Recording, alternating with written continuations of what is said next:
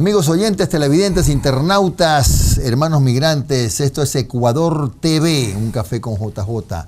Hoy hemos invitado a un experto en temas de seguridad que es Luis de Guzmán. Y el tema es la seguridad. ¿Es o no un tópico, un asunto de todos? Él es experto en esta materia y también en contrainsurgencia, especialista en análisis de inteligencia, estrategias y tácticas, y además es empresario privado. Además de frecuentemente está en medios de comunicación hablando sobre lo que nos ocupa, sobre lo que ocupa más nuestra atención en estos últimos meses y años. Gracias, Luis, por estar con nosotros. Gracias, Jimmy, por la invitación. Para comenzar, y a ver si aterrizamos un poco en este asunto de la inseguridad. Yo decía en un comentario hace un par de días que la inseguridad, si bien es un asunto del gobierno, no es un asunto solo del gobierno. Es verdad que nosotros, los que estamos alrededor de alguna manera deberíamos intervenir, porque esto no es un asunto que se puede resolver de la noche a la mañana y dejando solo a la policía, a las Fuerzas Armadas y al gobierno, digo yo. Bueno, sí. En realidad este es un tema social y es un tema país, como lo declaré yo.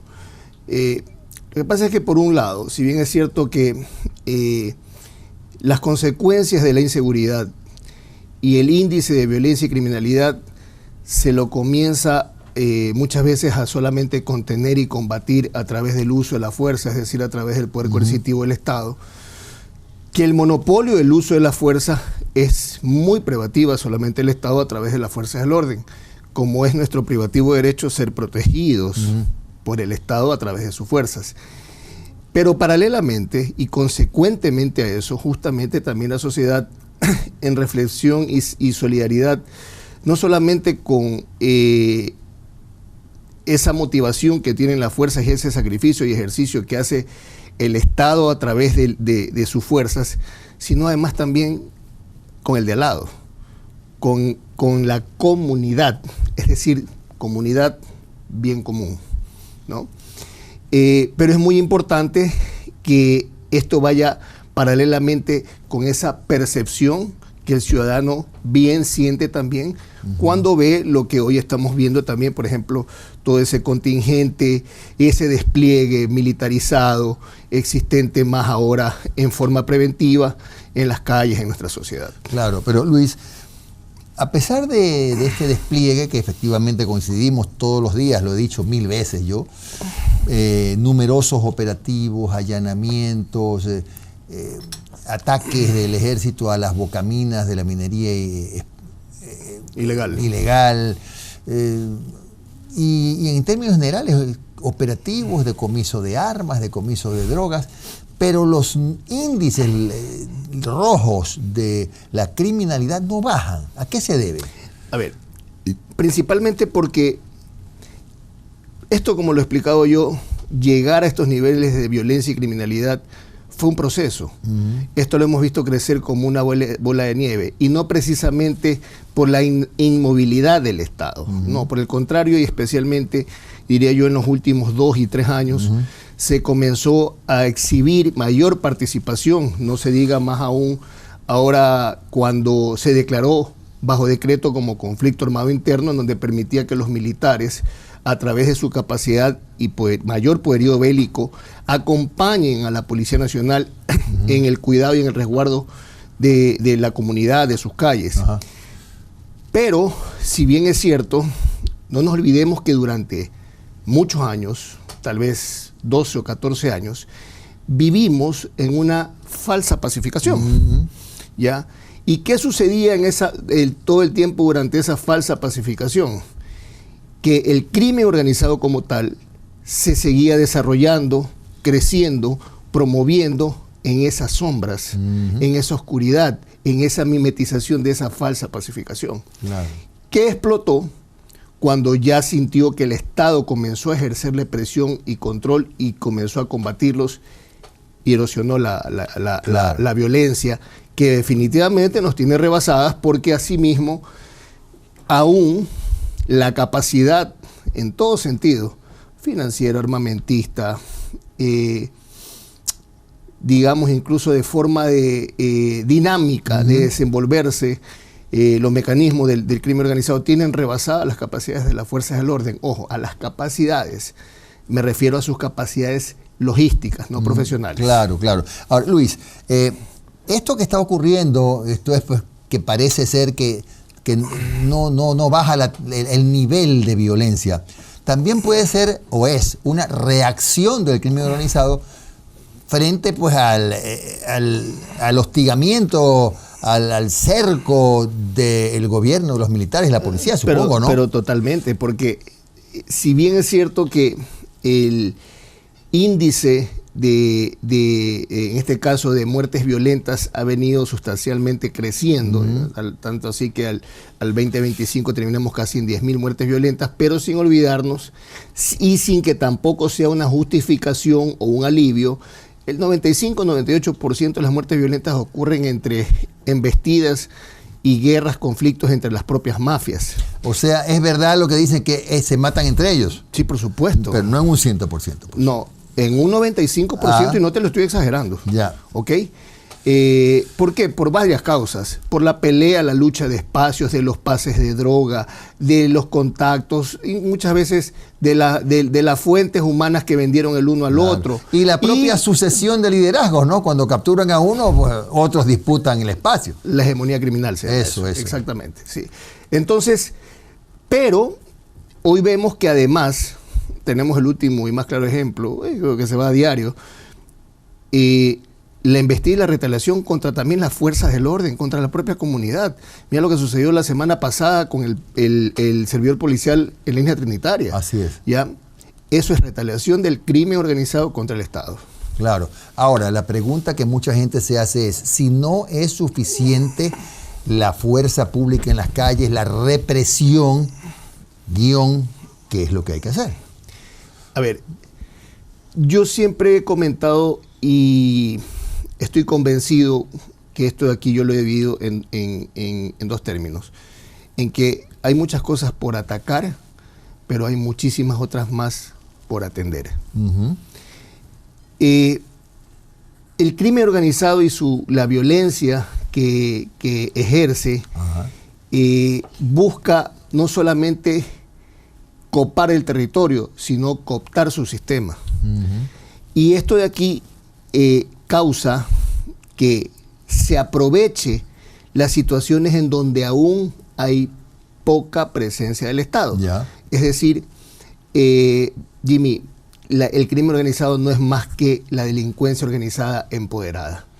Es decir, con mucha infiltración dentro de la sociedad, en la vulnerabilidad que presenta la sociedad o que tienen las sociedades, y de ahí pues en cada uno de los poderes del Estado, en sus instituciones públicas y evidentemente también en sus fuerzas del orden, porque hemos visto que existen lastimosamente muchos servidores, tanto militares como policiales, que han pasado a ser legión del crimen organizado. Penosamente, hay que decirlo, está en todas partes. Así es. Y como está en todas partes, la solución no es mágica, no es tronando los dedos. No. Es un proceso. Es un proceso, por supuesto. ¿De cuánto tiempo, Luis? A ver, lo que pasa es que en el momento que uno comienza a dar atención y un sistema de oportunidad integral, convences a la ciudadanía, a la sociedad, y emerge el efecto de que nos damos cuenta de que esto solamente con la represión o la contundencia o el ataque por sí solo no funciona. ¿Ya? De hecho, este tipo de conflictos se acomodan a esa situación y los conflictos se siguen reciclando, se siguen promoviendo e incluso generan más violencia. ¿Ya? Con esto no quiero decir que no se debe seguir haciendo lo que se está haciendo, al contrario, porque no hacerlo sería una especie de neutralidad, una especie de omisión, y el Estado jamás puede, nunca, o sea, no ejercer su poder coercitivo, porque sobre el poder coercitivo del Estado es donde descansan los derechos de todos nosotros y las libertades. Claro, y bueno, y también hay que entender otra cosa para un poco tener claro qué es lo que está ocurriendo con el crimen organizado, que se recicla, ¿no?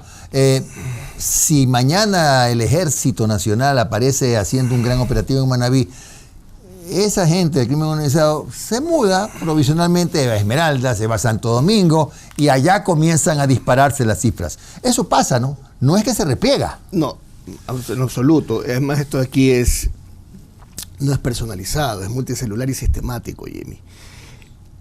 Y sobre todo debemos de entender, y también nosotros, como Estado y como sociedad, acoplarnos que, a ver, claramente una cosa es combatir la delincuencia y otra cosa es combatir el delito.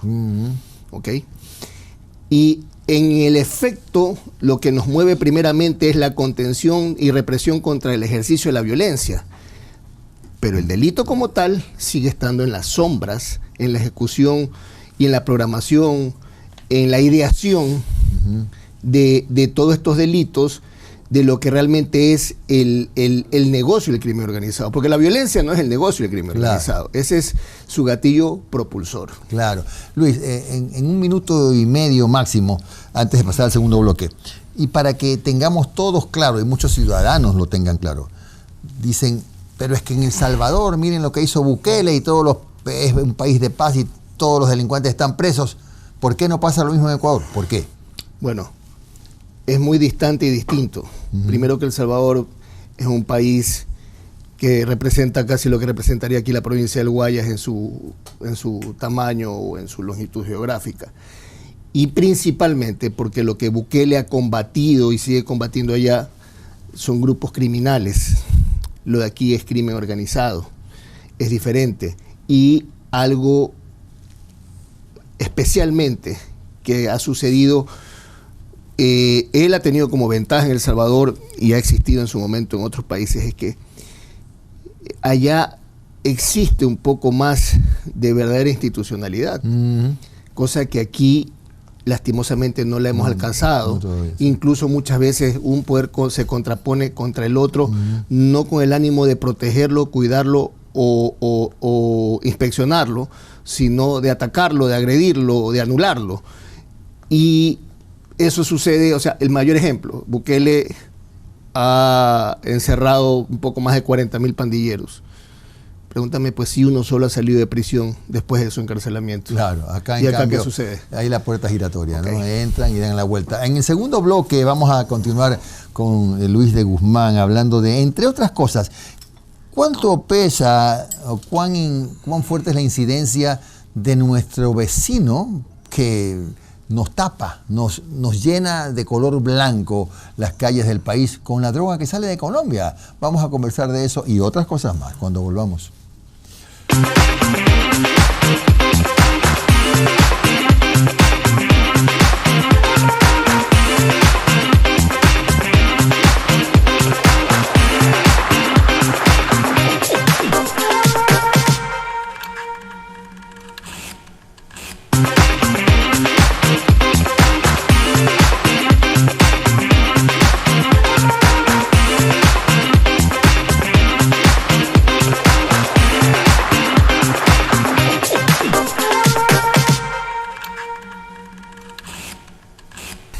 Seguimos en Ecuador TV con Luis de Guzmán. Él es experto en seguridad y contrainsurgencia, es especialista en inteligencia, estrategias y tácticas. También es empresario privado y frecuentemente requerido por los medios de comunicación para hablar de esto. Nos habíamos quedado en cuál es la incidencia de la presencia de sembríos de coca, más de 60 y pico mil hectáreas al sur de Colombia. Y me agregaba en el interín, Luis, que también en Perú tenemos y no le habíamos dado mucha pelota a ese tema, también de Perú ingresa mucha droga también por la frontera, que es el triple o más del doble de Colombia. Bueno, ¿cuál es la incidencia en todo caso? Porque por ahí es que entra la droga. Bueno, justamente lo que mencionábamos, Jimmy, el Ecuador se encuentra geográficamente posicionado de una manera medular, justamente perfeccionando la logística del crimen organizado, en este caso del narcotráfico, ¿no? Como bien decíamos, hacia el norte tenemos una frontera de 562 kilómetros lineales de selva espesa, y hacia el sur con Perú 1.460 y pico también, claro, de línea de kilómetros lineales de frontera, también entre selva espesa y zona árida. Claro, claro. Entonces, te voy a decir algo, o sea, yo no creo mucho en esto del total control fronterizo. Primero por las observaciones que te estoy dando, humanamente y hasta tecnológicamente no va a ser muy preciso nunca. Mira, si el contrabando solamente no lo hemos podido contener durante toda la vida, ya mucho menos acá en donde hay mucho más recursos y por ende conlleva mucha más corrupción también. Pero tenemos una ventaja. Una cosa, Jimmy, es que dejar que entre y otra cosa es dejar que llegue. Sí, claro. Entonces, si bien es cierto que cruzan las fronteras, pero de ahí hasta que lleguen logísticamente en sus distintos órdenes de la cadena, de la custodia, el reparto, el pase, tantas cosas, se pueden ejercer muchísimos controles internos. Claro. ¿Ya? De hecho, tú ves que la mayoría de incautaciones se hacen en los puertos. ¿Ya? Aquí en el país tenemos 13 puertos, de los cuales 8 son privados, 5 son estatales concesionados. Y además pues tenemos muchos pasos clandestinos, pistas clandestinas que están por seguir ubicándose.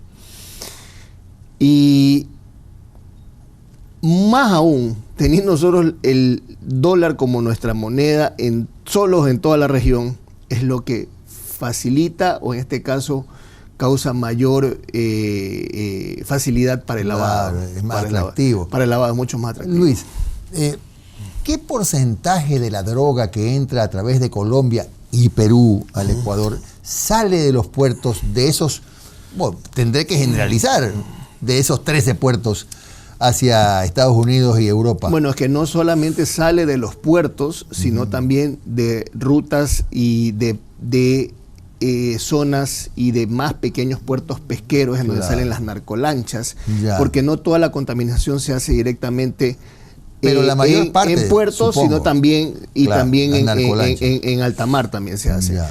Pero se calcula que es alrededor de un 80% lo que sale y es un 20% lo que se queda para el mercado interno, para el consumo interno, a lo que le llaman microtráfico, que de micro no tiene nada, porque es un negocio tan lucrativo, tan asquerosamente lucrativo, porque con esto viene también mucho los índices de criminalidad interna. Claro. Por la disputa en las plazas. Luis, entonces, no sé si el gobierno tal vez debería un poco reprogramar su combate contra las drogas, reforzando un poco más el tema fronteras y el tema puertos, ¿verdad? Debería dedicar un poco más. Bueno, yo no le discuto el gran esfuerzo que se ha hecho, pero faltaría quizás fortalecer esa parte por donde sale el 80 y pico % de la droga. Bueno, yo creo que el gobierno y todas las medidas que están tomando a través de sus dos principales ministerios en este tema, no solamente que están haciendo un gran esfuerzo. Yo lo coincido. Sino que además están haciendo un gran sacrificio. Y en el caso de los dos ministros, y principalmente diría yo, el ministro Reinberg, su exposición es a diario, su sacrificio es a diario, y creo que ambos ministerios están haciendo lo mejor que pueden con lo poco que tienen.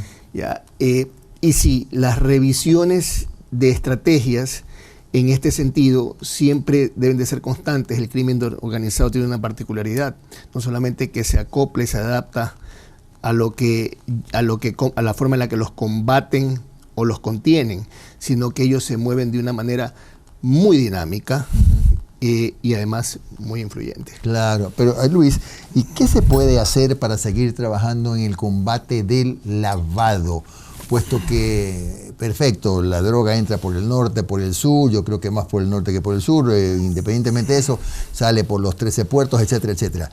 Pero también otro flanco para controlar es el lavado.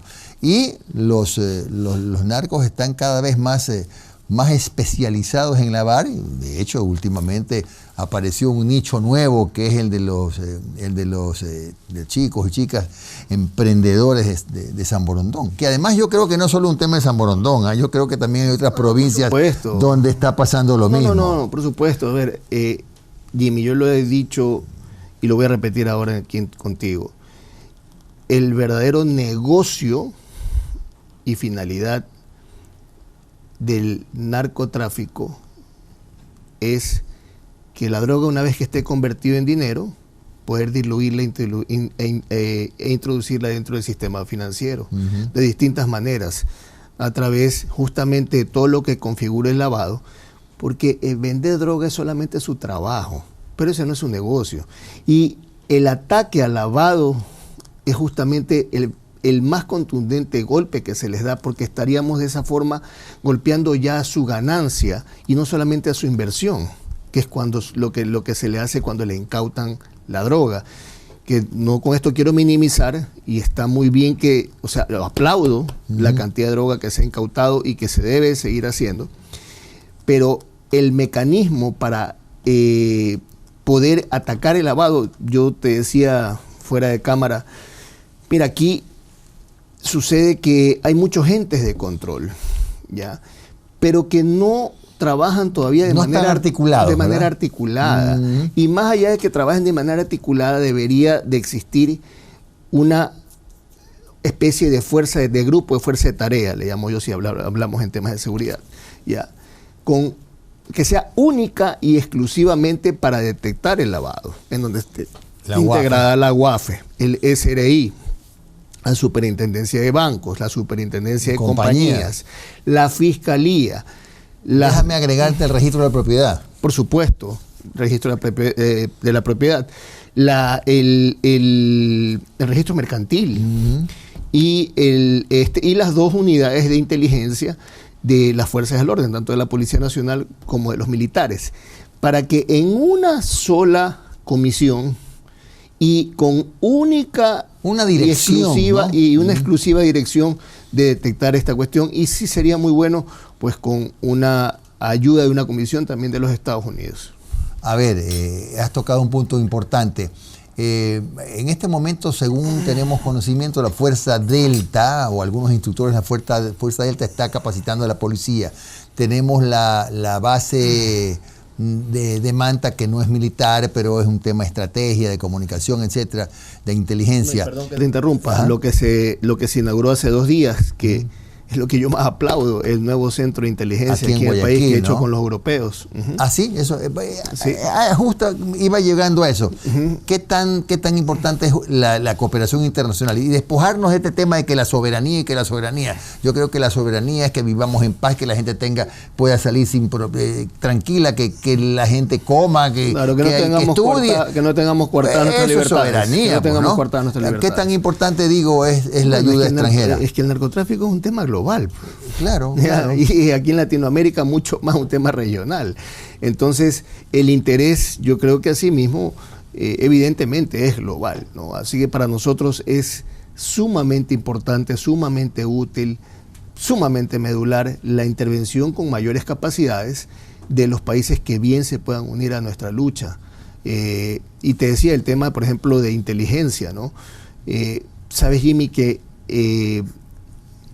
en las etapas de una planificación, tú tienes que comenzar siempre así como el crimen organizado tiene la ideación, la deliberación y la resolución criminal final, lo opuesto es no solamente el análisis e identificación para un diagnóstico, para que después las estrategias y las tácticas en el ejercicio no sean inútiles. Y en eso específicamente y especialmente, inteligencia es lo más vital, porque no solamente que te anticipa, sino que principalmente te descifra la ideación del crimen organizado. Bueno, entonces lo que se está haciendo es adecuado, pues, ¿no? 100%. Ampliar pero hay que destacar que no creamos que esto es una varita mágica y que los resultados vuelvo y repito, esto de aquí no ha sido un suceso, esto ha sido un proceso y de la misma forma lo tenemos que desarticular. Ahora, y lo difícil es que el ciudadano en sus casas, hoy mismo que nos están viendo, donde decir, bueno, ¿qué dicen estos dos, el periodista y el especialista? Que tenemos que acostumbrarnos a vivir con la violencia. No, entender que es un proceso, que no es una cosa tan rápida de solución para terminarla, ¿no? No, por supuesto, o sea, esto de aquí repito, fue una bola de nieve en su momento. Se sembró antes. Se sembró hace 15, 18 años atrás. Las consecuencias las estamos recibiendo. Pero, ¿sabes qué? También es hora de que en esta situación se creen y se construyan políticas de Estado por proseguridad. Es correcto. Bueno, siempre, como digo yo, cuando los temas son interesantes, el tiempo queda corto, pero nos quedamos, entre otras cosas, de lo que decía Luis, esto de que años atrás vivimos una falsa pacificación, es decir, fue una especie de espejismo, fue una especie de patear el balón para adelante y todo reventó acá en los últimos tiempos.